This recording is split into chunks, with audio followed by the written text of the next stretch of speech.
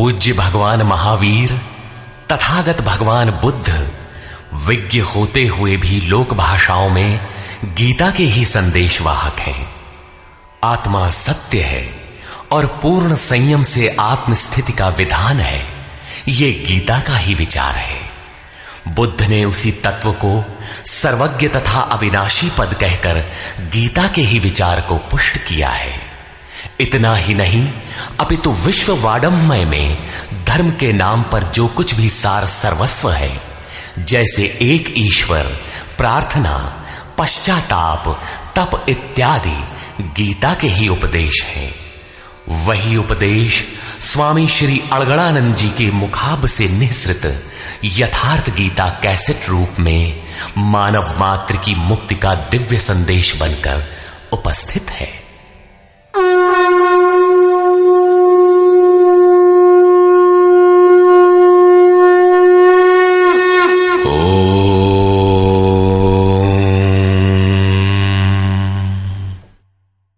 श्री परमात्मने नमः। यथार्थ गीता, श्रीमद् भगवत गीता, अथ पंचमो अध्यायः। अध्याय 3 में अर्जुन ने प्रश्न रखा था कि भगवान, जब ज्ञान योग आपको श्रेष्ठ मान्य है तो आप मुझे भयंकर कर्मों में क्यों लगाते हैं? अर्जुन को निष्काम कर्म योग की अपेक्षा ज्ञान योग कुछ सरल प्रतीत हुआ लगता है, क्योंकि ज्ञान योग में हारने पर देवत्व और विजय में महामहिम स्थिति, दोनों ही दशाओं में लाभ ही लाभ प्रतीत हुआ। किंतु अब तक अर्जुन ने भली प्रकार समझ लिया था कि दोनों ही मार्गों में कर्म तो करना ही पड़ेगा। योगेश्वर उसे संशय रहित होकर तत्वदर्शी महापुरुष की शरण लेने के लिए भी प्रेरित करते हैं, क्योंकि समझने के लिए वही एक स्थान है। अतः दोनों मार्गों में से एक चुनने से पूर्व उसने निवेदन किया। अर्जुन उवाच।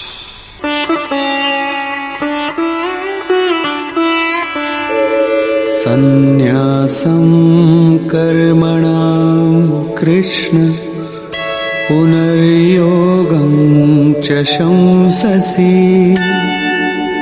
यच्छ्रेय एतयोरेकं तन्मे ब्रूहि सुनिश्चितम्। हे श्री कृष्ण, आप कभी संन्यास माध्यम से किए जाने वाले कर्म की और कभी निष्काम दृष्टि से किए जाने वाले कर्म की प्रशंसा करते हैं। इन दोनों में से एक जो भली प्रकार आपका निश्चय किया हुआ हो, जो परम कल्याणकारी हो, उसे मेरे लिए कहिए। कहीं जाने के लिए आपको 2 मार्ग बताए जाएं, तो आप सुविधाजनक मार्ग अवश्य पूछेंगे। यदि नहीं पूछते तो आप जाने वाले नहीं हैं। इस पर योगेश्वर श्री कृष्ण ने कहा। श्री भगवान उवाच। संन्यासः कर्मयोगश्च निःश्रेयसकरावुभौ तयोस्तु कर्म संन्यासात् कर्मयोगो विशिष्यते। अर्जुन, संन्यास माध्यम से किया जाने वाला कर्म अर्थात ज्ञान मार्ग से किया जाने वाला कर्म और कर्म योग, निष्काम भावना से किए जाने वाले कर्म, ये दोनों ही परम श्रेय को दिलाने वाले हैं। परंतु इन दोनों मार्गों से संन्यास अथवा ज्ञान दृष्टि से किए जाने वाले कर्म की अपेक्षा निष्काम कर्म योग श्रेष्ठ है। प्रश्न स्वाभाविक है कि श्रेष्ठ क्यों है? ज्ञेयः स नित्य सन्न्यासी यो न द्वेष्टि न कांक्षति निर्द्वन्द्वो हि महाबाहो सुखं बन्धात् प्रमुच्यते।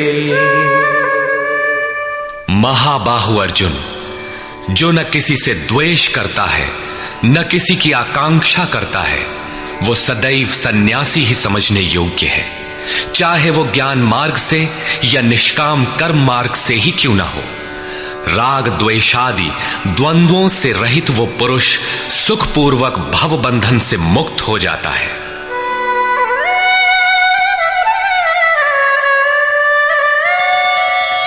सांख्ययोगौ पृथग् बालाः प्रवदन्ति न पंडिताः एकमप्यास्थितः सम्यग् उभयोर्विन्दते फलम्।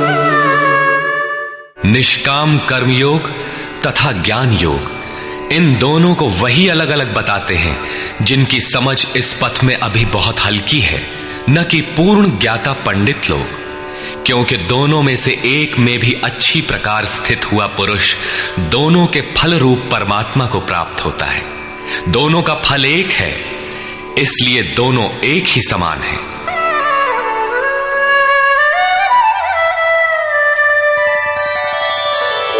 यत् सांख्यैः प्राप्यते स्थानम् तद्योगैरपि गम्यते।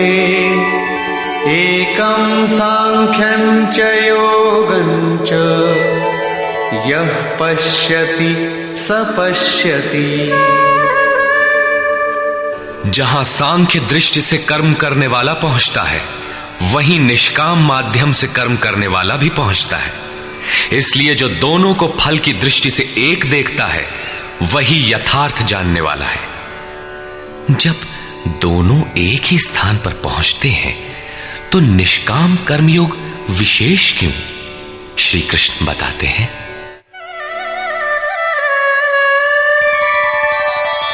संन्यासस्तु महाबाहो दुःखमाप्तुमयो गतः योगयुक्तो मुनिर्ब्रह्म न चिरेणाधिगच्छति।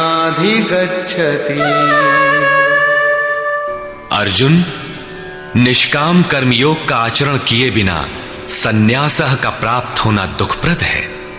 जब योग का आचरण प्रारंभ ही नहीं किया तो असंभव सा है। इसलिए भगवत स्वरूप का मनन करने वाला मुनि, जिसकी मन सहित इंद्रियां मौन है, निष्काम कर्मयोग का आचरण करके परब्रह्म परमात्मा को शीघ्र ही प्राप्त हो जाता है। स्पष्ट है कि ज्ञान योग में निष्काम कर्मयोग का ही आचरण करना पड़ेगा, क्योंकि क्रिया दोनों में एक ही है। वही यज्ञ की क्रिया है, जिसका शुद्ध अर्थ है आराधना। दोनों मार्गों में अंतर केवल कर्ता के दृष्टिकोण का है। एक अपनी शक्ति को समझकर हानि लाभ देखते हुए इसी कर्म में प्रवृत्त होता है, और दूसरा निष्काम कर्मयोगी इष्ट पर निर्भर होकर इसी क्रिया में प्रवृत्त होता है। उदाहरणार्थ, एक प्राइवेट पढ़ता है, दूसरा नॉमिनेट। दोनों का पाठ्यक्रम एक ही है, परीक्षा एक है, परीक्षक निरीक्षक दोनों में एक ही है। ठीक इसी प्रकार दोनों के सद्गुरु तत्वदर्शी हैं और एक ही है, केवल दोनों के पढ़ने का दृष्टिकोण भिन्न है।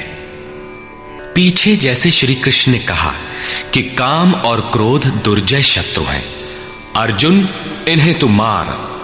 अर्जुन को लगा कि ये तो बड़ा कठिन है, किंतु श्री कृष्ण ने कहा, नहीं, शरीर से परे इंद्रियां हैं, इंद्रियों से परे मन है, मन से परे बुद्धि है, बुद्धि से परे तुम्हारा स्वरूप है। तुम वहां से प्रेरित हो। इस प्रकार अपनी शक्ति को सामने रखकर स्वावलंबी होकर कर्म में प्रवृत्त होना ज्ञान योग है। समर्पण के साथ इष्ट पर निर्भर होकर उसी कर्म में प्रवृत्त होना निष्काम कर्म योग है। दोनों की क्रिया एक है और परिणाम भी एक ही है। इसी पर बल देकर योगेश्वर श्री कृष्ण यहां कहते हैं कि योग का आचरण किए बिना सन्यास अर्थात शुभाशुभ कर्मों के अंत की स्थिति का प्राप्त होना असंभव है। श्री कृष्ण के अनुसार ऐसा कोई योग नहीं है कि हाथ पर हाथ रखकर बैठे बैठे कहो कि मैं परमात्मा हूं, शुद्ध हूं, बुद्ध हूं, मेरे लिए न तो कर्म है न बंधन, मैं भला बुरा कुछ करता दिखाई पड़ता भी हूं तो इंद्रियां अपने अर्थों में बरत रही हैं। ऐसा पाखंड श्री कृष्ण के शब्दों में कदापि नहीं है।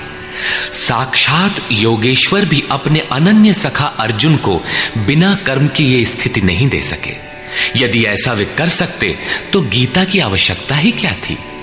कर्म तो करना ही पड़ेगा। कर्म करके ही सन्यास की स्थिति को पाया जा सकता है और योग युक्त पुरुष शीघ्र ही परमात्मा को प्राप्त हो जाता है। योग युक्त पुरुष के लक्षण क्या है, इस पर कहते हैं,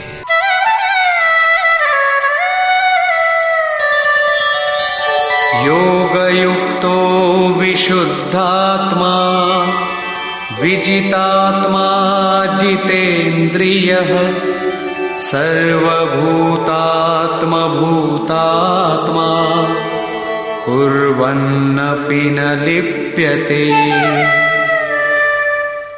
विशेष रूप से जीता हुआ है शरीर जिसका, जीती हुई है इंद्रियां जिसकी, और विशेष रूप से शुद्ध है अंतःकरण जिसका, ऐसा पुरुष संपूर्ण भूत प्राणियों की आत्मा के मूल उद्गम परमात्मा से एक ही भाव हुआ योग से युक्त है। वो कर्म करता हुआ भी उससे लिप्त नहीं होता। तो करता क्यों है? पीछे वालों में परम कल्याणकारी बीज का संग्रह करने के लिए लिप्त क्यों नहीं होता? क्योंकि संपूर्ण प्राणियों का जो मूल उद्गम है, जिसका नाम परम तत्व परमात्मा है, उस तत्व में वो स्थित हो गया। आगे कोई वस्तु नहीं जिसकी शोध करे। पीछे वाली वस्तुएं छोटी पड़ गई तो भला आसक्ति किसमें करे? इसलिए वो कर्मों से आवृत्त नहीं होता। ये योग युक्त की पराकाष्ठा का चित्रण है। पुनः योग युक्त पुरुष की रहनी स्पष्ट करते हैं कि वो करते हुए भी उससे लिप्त क्यों नहीं होता। नैव किंचित करोमीति युक्तो मन्येत तत्त्ववित् पश्यन् शृण्वन् स्पृशन् जिघ्रन् अश्नन् गच्छन् स्वपन् श्वसन् प्रलपन् विसृजन् गृह्णन् उन्मिषन् निमिषन्नपि इन्द्रियाणीन्द्रियार्थेषु वर्तन्त इति धारयन्। परम तत्व परमात्मा को साक्षात्कार सहित जानने वाले योग युक्त पुरुष की ये मन स्थिति अर्थात अनुभूति है कि मैं किंचित मात्र भी कुछ नहीं करता हूं। ये उसकी कल्पना नहीं, बल्कि ये स्थिति उसने कर्म करके पाई है। अब प्राप्ति के पश्चात वो सब कुछ सुनता हुआ, स्पर्श करता, सूंघता, भोजन करता, गमन करता, सोता, श्वास लेता, त्याग करता, ग्रहण करता, आंखों को खोलता और मीचता हुआ भी इंद्रियां अपने अर्थों में बरतती हैं। ऐसी धारणा वाला होता है परमात्मा से बढ़कर कुछ है ही नहीं, और जब उसमें वो स्थित ही है तो उससे बढ़कर किस सुख की कामना से वो किसी का स्पर्श इत्यादि करेगा। यदि कोई श्रेष्ठ वस्तु आगे होती तो आसक्ति अवश्य रहती, किंतु प्राप्ति के बाद अब और आगे जाएगा कहां और पीछे त्यागेगा क्या? इसलिए योग युक्त पुरुष लिप्त नहीं होता। इसी को एक उदाहरण के माध्यम से प्रस्तुत करते हैं। ब्रह्मण्याधाय कर्माणि संगं त्यक्त्वा करोति यः लिप्यते न स पापेन पद्मपत्रमिवाम्भसा। कमल कीचड़ में होता है, उसका पत्ता पानी के ऊपर तैरता है, लहरें रात दिन उसके ऊपर से गुजरती हैं, किंतु आप पत्ते को देखें, सूखा मिलेगा। जल की एक बूंद भी उस पर टिक नहीं पाती। कीचड़ और जल में रहते हुए भी वो उससे लिप्त नहीं होता। ठीक इसी प्रकार जो पुरुष सब कर्मों को परमात्मा में विलय करके साक्षात्कार के साथ ही कर्मों का विलय होता है, इससे पूर्व नहीं। आसक्ति को त्याग करके अब आगे कोई वस्तु नहीं, अतः आसक्ति नहीं रहती, इसलिए आसक्ति को त्याग कर कर्म करता है। वो भी इसी प्रकार लिप्त नहीं होता। फिर वो करता क्यों है? आप लोगों के लिए, समाज के कल्याण साधन के लिए, पीछे वालों के मार्गदर्शन के लिए इसी पर बल देते हैं। कायेन मनसा बुद्ध्या केवलैरिन्द्रियैरपि योगिनः कर्म कुर्वन्ति संगम त्यक्त्वात्मशुद्धये। योगी जन केवल इंद्रिय, मन, बुद्धि और शरीर द्वारा भी आसक्ति त्याग कर आत्मशुद्धि के लिए कर्म करते हैं। जब कर्म ब्रह्म में विलय हो चुके तो क्या अब भी आत्मा अशुद्ध ही है? नहीं, वे सर्वभूतात्म भूतात्मा हो चुके हैं। संपूर्ण प्राणियों में वे अपनी ही आत्मा का प्रसार पाते हैं। उन समस्त आत्माओं की शुद्धि के लिए, आप सबका मार्गदर्शन करने के लिए वे कर्म में बरतते हैं। शरीर, मन, बुद्धि तथा केवल इंद्रियों से वो कर्म करता है। स्वरूप से वो कुछ भी नहीं करता, स्थिर है। बाहर से वो सक्रिय दिखाई देता है, किंतु भीतर उसमें असीम शांति है। रस्सी जल चुकी, मात्र ऐंठन आकार शेष है, जिससे बंध नहीं सकता। युक्तः कर्म फलं त्यक्त्वा शान्तिमाप्नोति नैष्ठिकीम् अयुक्तः कामकारेण फले सक्तो निबध्यते। योग युक्त अर्थात योग के परिणाम को प्राप्त पुरुष जो सब प्राणियों के आत्मा के मूल परमात्मा में स्थित है, ऐसा योगी कर्म के फल को त्याग कर, कर्मों का फल परमात्मा उससे भिन्न नहीं है, इसलिए अब कर्म फल को त्याग कर नैष्ठिकीम शांतिम आपनोति, शांति की अंतिम अवस्था को प्राप्त होता है, जिसके आगे कोई शांति शेष नहीं है, जिसके पश्चात वो कभी अशांत नहीं होता। किंतु अयुक्त पुरुष जो योग के परिणाम से युक्त नहीं है, अभी रास्ते में है, ऐसा पुरुष फल में आसक्त हुआ। फल है परमात्मा, उसमें उसका आसक्त होना आवश्यक है, इसलिए फल में आसक्त होने पर भी काम कारेण निबध्यते, कामना करके बंध जाता है, अर्थात पूर्ति पर्यंत कामनाएं जागृत होती है। अतः साधक को पूर्ति पर्यंत सावधान रहना चाहिए। महाराज जी कहा करें, हो तनिको हम अलग, भगवान अलग है, तो माया कामयाब हो सकती है। कल ही प्राप्ति होनी हो, किंतु आज तो वो अज्ञानी ही है। अतः पूर्ति पर्यंत साधक को असावधान नहीं होना चाहिए। इसी पर आगे देखें। सर्वकर्माणि मनसा सन्न्यस्यास्ते सुखं वशी नवद्वारे पुरे देहि नैव कुर्वन्न कारयन्। जो संपूर्ण रूप से स्ववश है, जो शरीर, मन, बुद्धि और प्रकृति से परे स्वयं में स्थित है, ऐसा वशी पुरुष निसंदेह न कुछ करता है न कराता है। पीछे वालों से कराना भी उसकी आंतरिक शांति का स्पर्श नहीं कर पाता।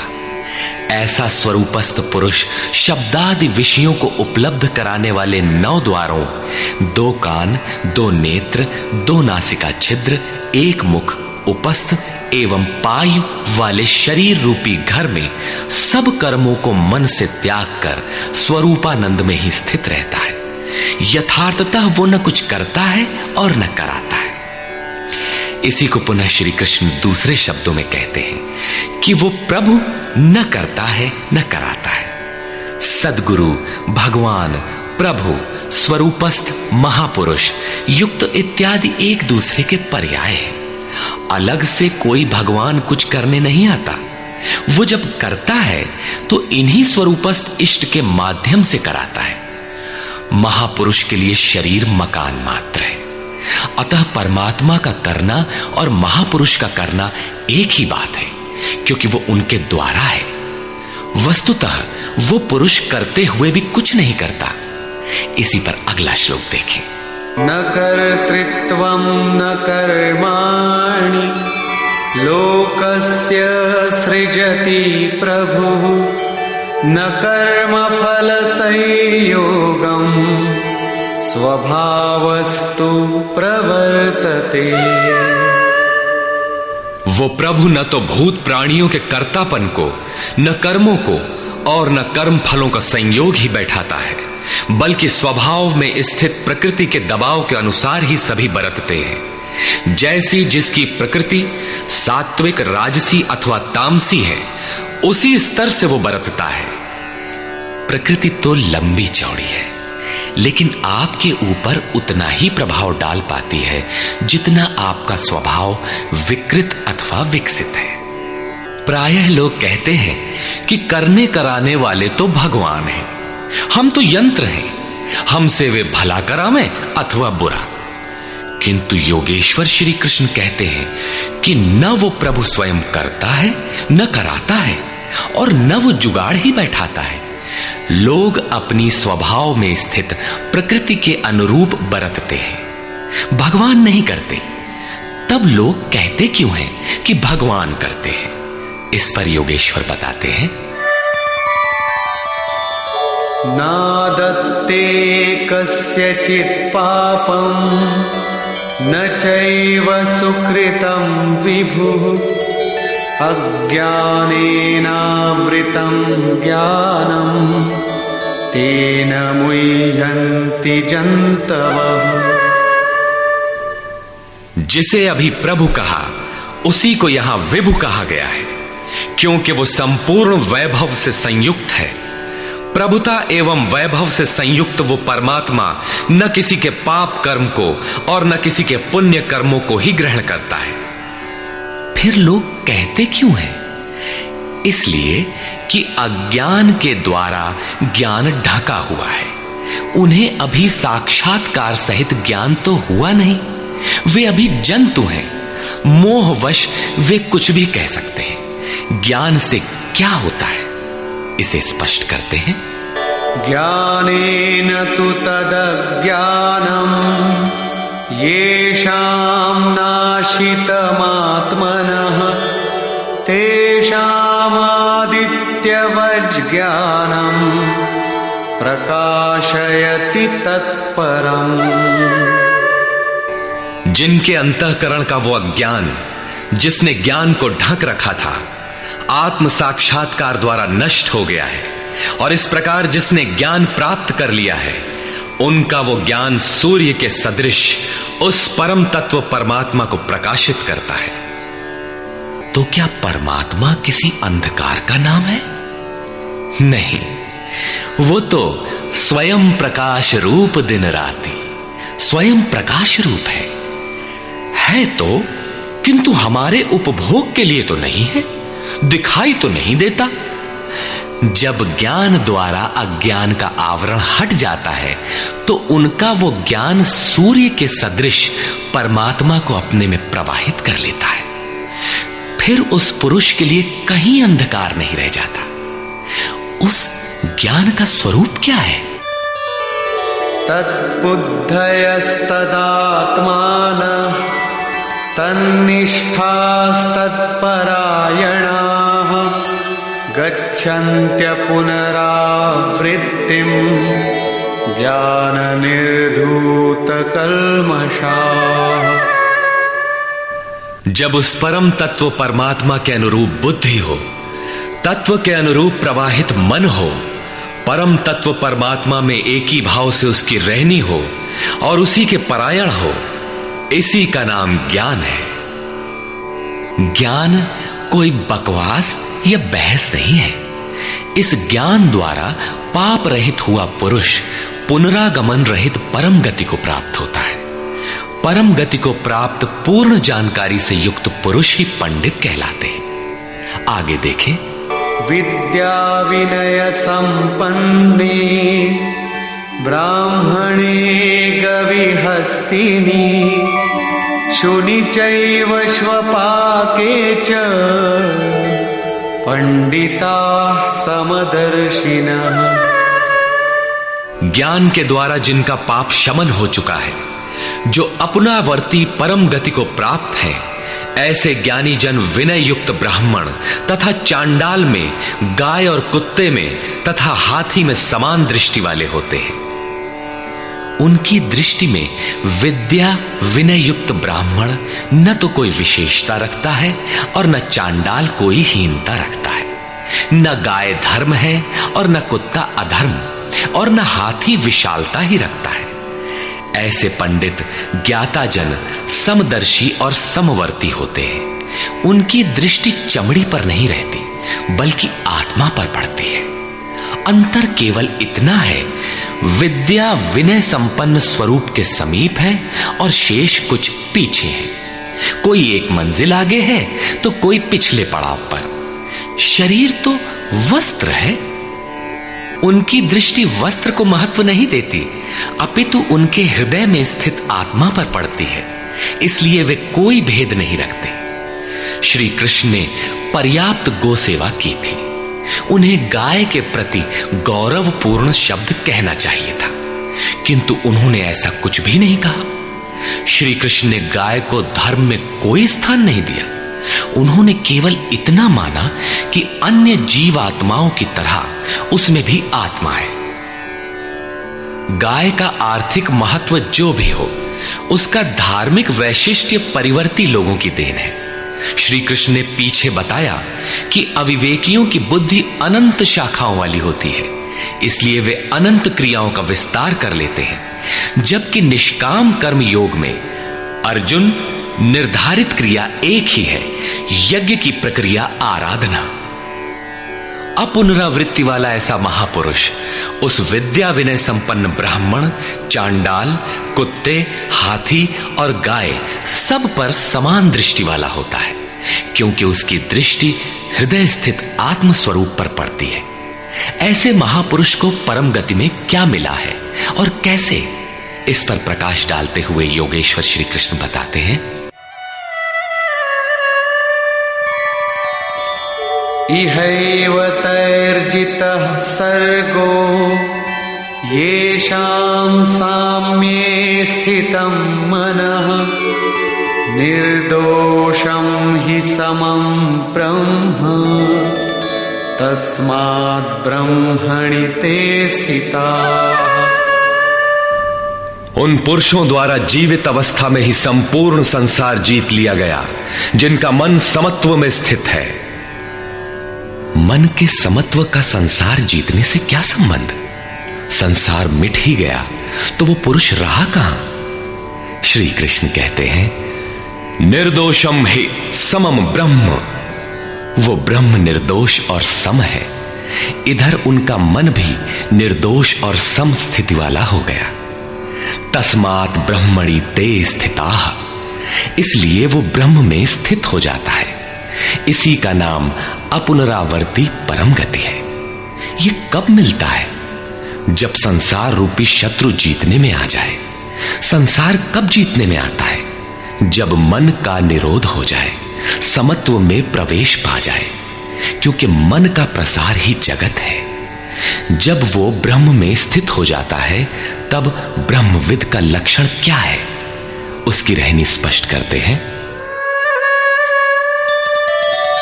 न प्रहिष्येत् प्रियं प्राप्य नो द्विजेत् प्राप्य चाप्रियं स्थिरबुद्धिरसम्मूढो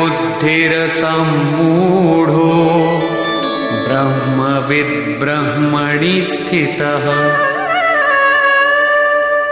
उसका कोई प्रिय अप्रिय होता नहीं, इसलिए जिसे लोग प्रिय समझते हैं उसे पाकर वो हर्षित नहीं होता, और जिसे लोग अप्रिय समझते हैं, जैसा धर्मावलंबी चिन्ह लगाते हैं, उसे पाकर वो उद्वेगवान नहीं होता है। ऐसा स्थिर बुद्धि, असम्मूढ़, संशय रहित ब्रह्मविद, ब्रह्म से संयुक्त ब्रह्मवेत्ता, ब्रह्मणि स्थितः, परात्पर ब्रह्म में सदैव स्थित है। बाह्य स्पर्शेष्वसक्तात्मा विन्दत्यात्मनि यत् सुखम् स ब्रह्मयोगयुक्तात्मा सुखमक्षयमश्नुते। बाहर संसार के विषय भोगों में अनासक्त पुरुष अंतरात्मा में स्थित जो सुख है उस सुख को प्राप्त होता है। वो पुरुष ब्रह्म योग युक्त आत्मा, पर ब्रह्म परमात्मा के साथ मिलन से युक्त आत्मा वाला है। इसलिए वो अक्षय आनंद का अनुभव करता है, जिस आनंद का कभी क्षय नहीं होता। इस आनंद का उपभोग कौन कर सकता है? जो बाहर के विषय भोगों से अनासक्त है। तो क्या भोग बाधक हैं? भगवान श्री कृष्ण कहते हैं, ये हि संस्पर्शजा भोगा दुःखयोनय एव ते आद्यन्तवन्तः कौन्तेय न तेषु रमते बुधः। केवल त्वचा ही नहीं, सभी इंद्रियां स्पर्श करती हैं। देखना आंख का स्पर्श है, सुनना कान का स्पर्श है। इसी प्रकार इंद्रियों और विषयों के संयोग से उत्पन्न होने वाले सभी भोग यद्यपि भोगने में प्रिय प्रतीत होते हैं, किंतु निसंदेह वे सब दुख योनयः, दुखद योनियों के ही कारण हैं। ये भोग ही योनियों के कारण हैं। इतना ही नहीं, वे भोग पैदा होने और मिटने वाले हैं, नाशवान हैं। इसलिए कौन्तेय, विवेकी पुरुष उनमें नहीं फंसते। इंद्रियों के इन स्पर्शों में रहता क्या है? काम और क्रोध, राग और द्वेष। इस पर श्री कृष्ण कहते हैं, शक्नोति हैव यः सोढुम् प्राक्शरीरविमोक्षणात् कामक्रोधोद्भवं वेगम् स युक्तः स सुखी नरः। इसलिए जो मनुष्य शरीर के नाश होने से पहले ही काम और क्रोध से उत्पन्न हुए वेग को सहन करने में, मिटा देने में सक्षम है, वही न रमन करने वाला है। वही इस लोक में योग से युक्त है और वही सुखी है। जिसके पीछे दुख नहीं है, उस सुख में अर्थात परमात्मा में स्थिति वाला है। जीते जी ही इसकी प्राप्ति का विधान है, मरने पर नहीं। संत कबीर ने इसी को स्पष्ट किया, अवधू जीवत में कर आशा। तो क्या मरने के बाद मुक्ति नहीं होती? वे कहते हैं, मुए मुक्ति गुरु कहे स्वार्थी, झूठा दे विश्वासा। यही योगेश्वर श्री कृष्ण का कथन है कि शरीर रहते मरने से पहले ही जो काम क्रोध के वेग को मिटा देने में सक्षम हो गया, वही पुरुष इस लोक में योगी है, वही सुखी है। काम क्रोध बाह्य स्पर्श ही शत्रु है, इन्हें आप जीते। इसी पुरुष के लक्षण पुनः बता रहे हैं, योऽन्तः सुखोऽन्तरारामः तथान्तर्ज्योतिरेव यः स योगी ब्रह्मनिर्वाणम् ब्रह्मभूतोऽधिगच्छति। जो व्यक्ति अंतरात्मा में ही सुख वाला, अंतरारामः, अंतरात्मा में ही आराम वाला, तथा जो अंतरात्मा में ही प्रकाश वाला, साक्षात्कार वाला है, वही योगी ब्रह्मभूत, ब्रह्म के साथ एक होकर ब्रह्म निर्वाणम, वाणी से परे ब्रह्म, शाश्वत ब्रह्म को प्राप्त होता है। अर्थात पहले विकारों, काम क्रोध का अंत, फिर दर्शन, फिर प्रवेश। आगे देखें, लभन्ते ब्रह्म निर्वाणम् ऋषयः क्षीणकल्मषाः छिन्नद्वैधायतात्मानः सर्वभूतहिते रताः। परमात्मा का साक्षात्कार करके जिनका पाप नष्ट हो गया है, जिनकी दुविधाएं नष्ट हो गई हैं, संपूर्ण प्राणियों के हित में जो लोग लगे हुए हैं, प्राप्ति वाले ही ऐसा कर सकते हैं। जो स्वयं गड्ढे में पड़ा है वो दूसरों को क्या बाहर निकालेगा। इसलिए करुणा महापुरुष का स्वाभाविक गुण हो जाता है। तथा यतात्मानः जितेंद्रिय ब्रह्मवेत्ता पुरुष शांत पर ब्रह्म को प्राप्त होते हैं। उसी महापुरुष की स्थिति पर पुनः प्रकाश डालते हैं। काम क्रोध वियुक्तानां यतीनां यतचेतसाम् अभितो ब्रह्म निर्वाणं वर्तते विदितात्मनाम्।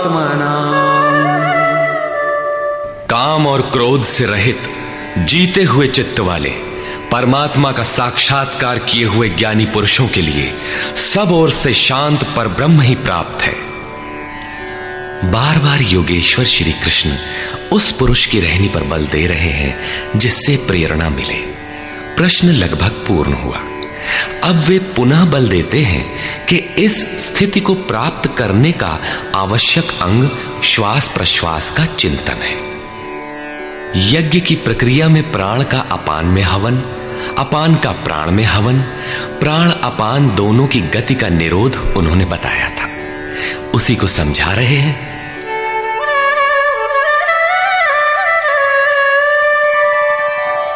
स्पर्शान् कृत्वा बहिर्बाह्यान् चक्षुश्चैवान्तरे भ्रुवोः प्राणापानौ समौ कृत्वा नासाभ्यन्तरचारिणौ